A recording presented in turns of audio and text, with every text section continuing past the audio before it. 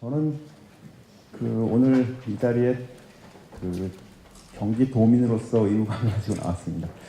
제가 경기도로 이사한 지가 한 1년쯤 되는데 경기도에서 이런 행사가 있다고 저를 이제 초청을 해주셔서 경기도민이라면 당연히 경기도에 기여를 해야 되지 않을까 뭐 이런 생각을 가지면서 나왔습니다. 어떻게 알고 사실은 작년에는 또 경기도 평생교육진흥원에서 글로벌 HR 포럼인가 뭐 이런 걸 했었는데, 글로벌 평생학습 포럼 이런 걸 했었는데 거기서 또 불러주셔서 그때 처음으로 이제 경기도민으로서 데뷔를 했었는데, 오늘 두 번째로 또 경기도 행사에 이렇게 오게 됐습니다. 고맙습니다. 제가 오늘 말씀드릴 주제는 전반적으로 이제 앞으로 인재 양성이 어떤 방향으로 가야 할 것인지, 특히 인재상이 어떠해야 할 것인지 이런 걸 중심으로 해서 좀 말씀을 드리려고 해요. 근데 이제 제가 보니까 자료집을 보니까 오늘 발표하시는 여러 선생님들이 4차 산업혁명 이쪽 분야에 이제 굉장한 전문가시고 식견이 있으신 분들이고, 또 제목도 보니까 전부 4차 산업혁명이라고 하는 타이틀을 달고 계시더라고요. 근데 저만 거의 유일하게 4차 산업혁명이라는 말을 안 썼어요.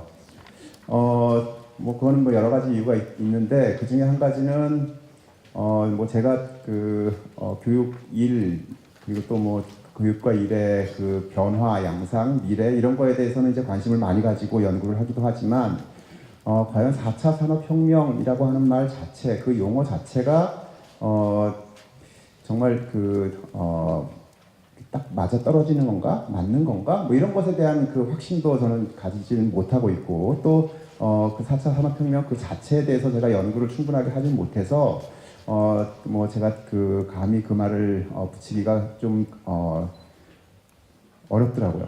그래서 제가 이제 그럼에도 불구하고 앞으로 미래의 인재상은 어때야 할 것인지 하는 것을 분명히 변화하고 있는 시대이긴 한데, 그럼에도 불구하고 그런 변화의 흐름과 동시에 또 인간으로서 가지고 있는 고유함, 인간됨, 이런 것들은 또 본질적으로 어떤 가치를 가지고 있고 의미를 가지고 있기 때문에 그건 또 변하지 말아야 할 것들도 분명히 있을 것 같다라는 생각을 하면서, 뭐 헬레나 호지가 제가 이제 굉장히 좋아하는 책 중에 하나가 이제 오래된 미래라고 하는 책인데, 그 책을 제가 좀 컨닝을 해서 패러디를 해서 오래된 미래로부터 한번 좀 배웠으면 좋겠다라고 생각을 하면서 저렇게 제목을 달았습니다. 오래된 미래를 향한 인재 양성이라고 하는 타이틀을 한번 달고, 변화하는 속에서 그 변화에 대응하고 변화를 이끌고 가야 되긴 하겠지만, 동시에 또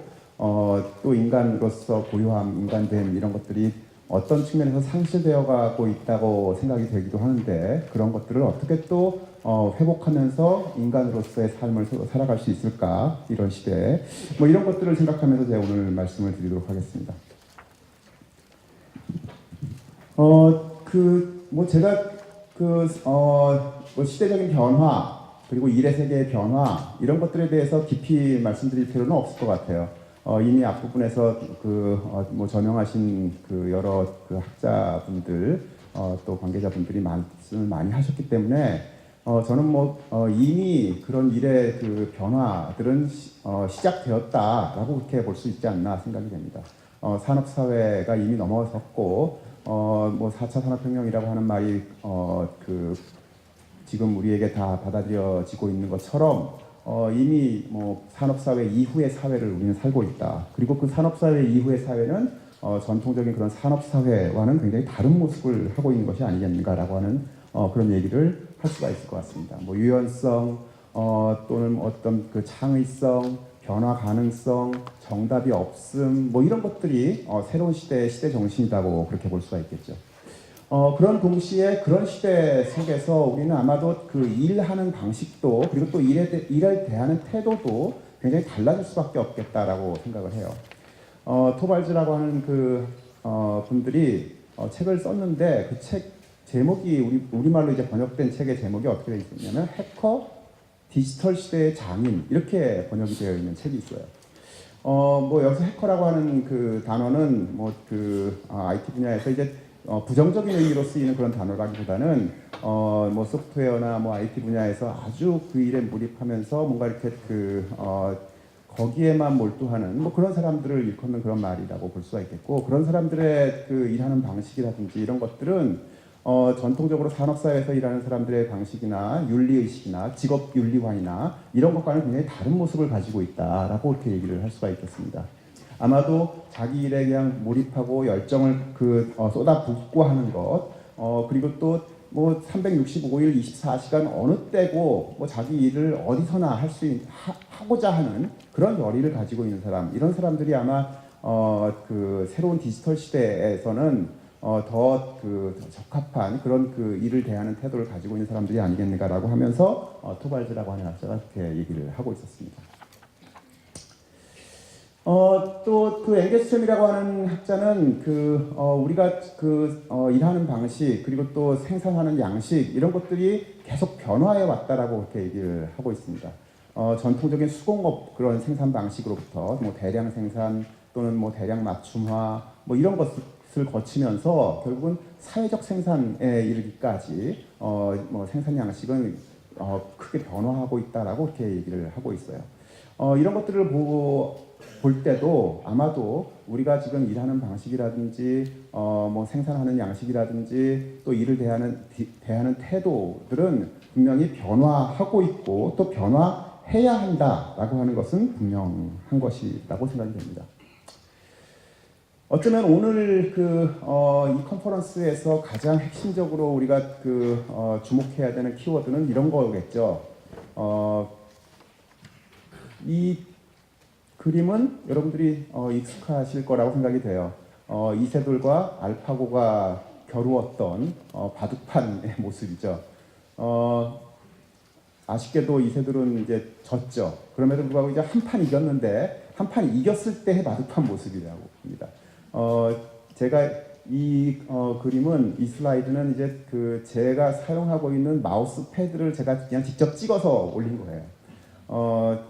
저는 이제 그 마우스 패드를 사용하면서 그래도 이세돌이 한 판 이겼으니까 인간이 이길 거야, 인간은 희망이 있을 거야, 뭐 이런 희망을 가지면서 항상 이제 마우스 패드에서 마우스를 올려놓고 작업을 하는데, 그럼에도 불구하고 뭐 현실은 AI가, 그러니까 인공지능이 알파고가 이세돌을 이겼던 것처럼 인간의 지력이 이제는 인공지능에 비해서 떨어질 수밖에 없는 그런 시대를 우리는 살아가는 것이 아닌가, 뭐 이런 또 냉정한 그런 판단을 해야 되지 않겠나 그런 생각을 해봅니다.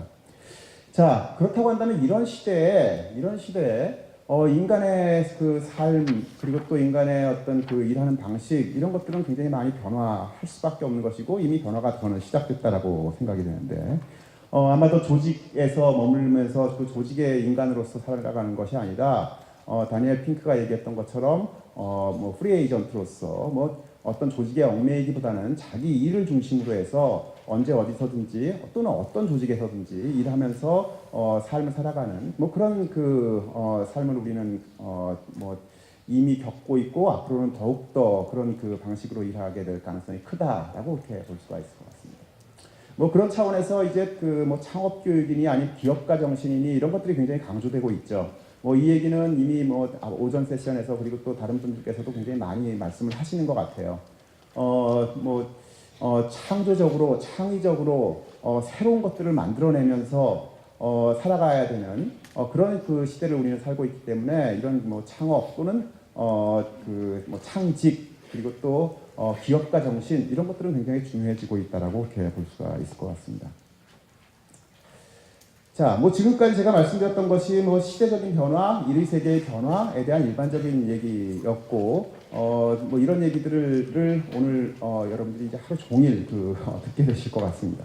근데 저는 이제 좀 더 이제 초점을 이런 시대에 과연 교육은 어떠해야 할 것인가, 그리고 어떨 것인가, 또 어떤 방향으로 나가야 할 것인가, 이런 것들을 중심으로 해서 좀 말씀을 드리려고 해요. 사실은 제가 생각하는 교육은 가장 중요한 두 가지 핵심을 가지고 있다라고 저는 생각을 해요. 물론 교육은 이제 가르치고 배우는 활동이죠. 가르치고 배우는 활동이기 때문에 거기서는 분명히 가르치는 사람과 배우는 사람이 있고, 물론 가르치는 사람이 없는 상황에서도 배우는 사람이 있을 수는 있겠지만, 그럼에도 불구하고 그 사람이 배우게 된 지식은 분명히 누군가로부터 만들어진 그런 것으로 내려온 것이기 때문에 분명히 거슬러 올라가면 또 그것을 만들어내고 가르쳤던 그런 사람은 분명히 있을 거다라고 생각을 해요. 그런 점에서 교육은 분명히 사람들 사이에 어떤 관계 맺음을 통해서 이루어지는 활동이다. 동시에 교육은 과거의 것들을 그냥 머릿속에 차곡차곡 쌓아 넣는 것도 물론 중요하겠지만 그것을 통해서 미래의 어떤 삶을 살아갈 것인가 라고 하는 것을 대비하는 그런 활동이기 때문에 항상 교육은 미래를 향하는 활동이다 라고 저는 생각을 해요. 그래서 이런 교육의 미래지향성과 관계성이라고 하는 것, 이런 두 가지는 아마도 어떤 시대가 되건 그 인류가 처음 탄생했을 때부터 아무리 인공지능이 득세하는 그런 시대가 되더라도 이 두 가지 측면은 분명히 바뀌지 않고 계속 남아있지 않겠는가라고 저는 생각을 해요. 그럼에도 불구하고 아까 말씀드렸던 것처럼 일의 세계가 변화하고 있고 시대가 변화하고 있고 우리의 삶의 방식이 변화하고 있기 때문에 이런 그 미래를 지향하고 미래를 대비하는 준비의 방식도 달라질 것이고 그리고 또 사람들 사이에 관계 맺는 그런 양태도 달라질 수밖에 없을 것이다 라고 생각되는 것이죠. 실제로 수공업 시대나 이럴 때는 도제 공동체에서 스승이 가지고 있는 정답을 그냥 물려받는 그런 방식으로 일을 배워나가고 학습을 했다라고 한다면 대량 생산 시대에는 또 교과서 속에 적혀있는 굉장히 정답에 가까운 그런 얘기들을 그냥 이렇게 학교 제도라고 하는 곳을 통해서 주입받던 그런 방식으로 교육의 방식이 바뀌었다. 그런데 이제 사회적 생산, 뭔가 또 인공지능의 시대, 이런 시대에는 아마도 또 다른 방식으로 우리가 교육의 양태들이 나타나게 될 것이다 라고 저는 생각을 해요. 그 중에 한 가지가 어떤 것이냐면 앵겔스램이 얘기했던 개념으로서 롯워킹이라고 하는 그런 개념입니다. 사실은 그 이전의 사회라고 한다면 정답이 비교적 명확하게 있었던 시대라고 생각을 할 수가 있죠. 따라서 그 정답을 먼저 알아가는 것, 자기 머릿속에 또는 손기술로 익혀가는 것, 이게 중요했던 그런 시대였다라고 한다면 이제는 정답이 별로 없는 시대이고 정답이 불명확하기 때문에 그 정답을 만들어가야 하는 그런 시대이다. 그리고 그렇게 정답을 만들어가는 것은 자기 혼자 만들어갈 수 있는 것이 아니라 자기가 예상치도 못했던 아주 멀리 떨어져 있던 다른 사람으로부터 서로 간에 주고받는 어떤 그 관계들 속에서 정답이 만들어져 가는 것이 아닌가라고 생각이 돼요. 이렇게 통제할 수 없는, 아주 예측할 수도 없는 그런 목표들을 계속해서 만들어가면서 정답을 찾아가는 방식, 이런 방식을 통해서 굉장히 유연하고 굉장히 즉흥적이고 어쩌면 굉장히 혼란스러운 그런 과정 속에서의 관계 맺음들이 나타나면서 학습이 이루어지는 것이 아니겠는가라고 생각을 해봐요. 그리고 그것을 앵겔스램은 롯워킹이라고 그렇게 얘기를 했습니다. 여러분들이 이제 롯워킹의 개념이 조금은 생소하실 것 같아서 제가 조금 말씀을 드리려고 해요. 사실 이 롯워킹의 개념은 네트워크와는 좀 다르게 그것보다도 훨씬 더 즉흥적이고 유동성이 강한 그런 사람들 사이의 관계들을 얘기하고 있습니다. 여기서는 누가 어떤 방식으로 어떻게 뭉쳤다가 또 흩어졌다가 하는 것들이 나타날지도 예상하기도 어려운 상황들을 얘기하는 것이에요. 실제로 한 예를 제가 말씀을 드려보면 과거에 정답들을 모아놓은 집대성해놓은 사전 같은 것들이 있었죠. 예를 들어서 브리테니커 같은 것들이 그런 거예요. 이거는 그 분야의 전문가라고 여겨지는 사람들이 정답이라고 생각되는 것들을 거기에다가 다 집대성해서 써놓은 것이죠. 그것들을 사람들은 그냥 익히면, 배우면 그것으로 나는 이제 충분하게 학습했다라고 얘기할 수 있었지만 이제는 브리테니커가 아니라 위키피디아의 시대란 말이죠. 위키피디아는 누군가가 정답을 일방적으로 제시하는 것이 아니라 거기에 참여하는 모든 사람들이 정답을 만들어가고 있다라고 볼 수가 있는 것이죠.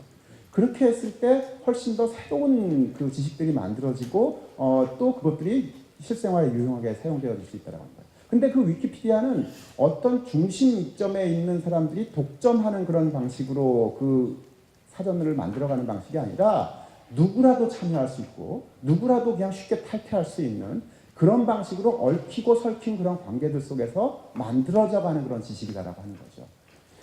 뭐 리눅스 방식도 마찬가지다라고 그렇게 얘기를 해요.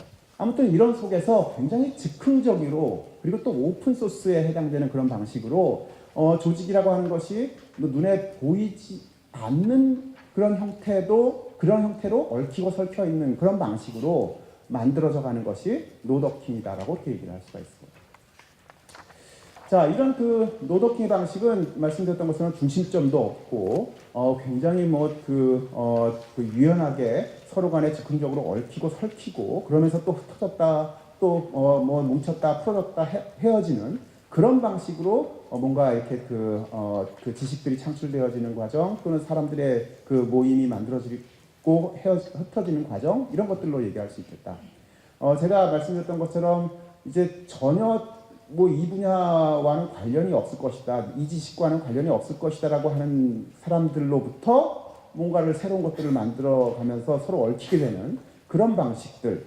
그것을 이제 인gl에서 하면 균근이라고 하는 그러니까 그 공생 관계에 있는 서로 간의 이해 관계를 이제 같이 하는 경우에 뭉칠 수 있는 그런 방식으로 표현을 하기도 했습니다.